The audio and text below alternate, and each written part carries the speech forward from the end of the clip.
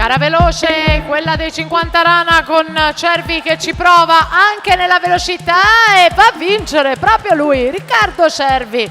29,89, il primato era di Toniato e rimane ad Andrea Toniato 28,45, secondo Matteo Zampese 30,34, terzo Daniel Alex Righetto 30,52, confermata la vittoria Riccardo Cervi, Veneto Banca Montebelluna.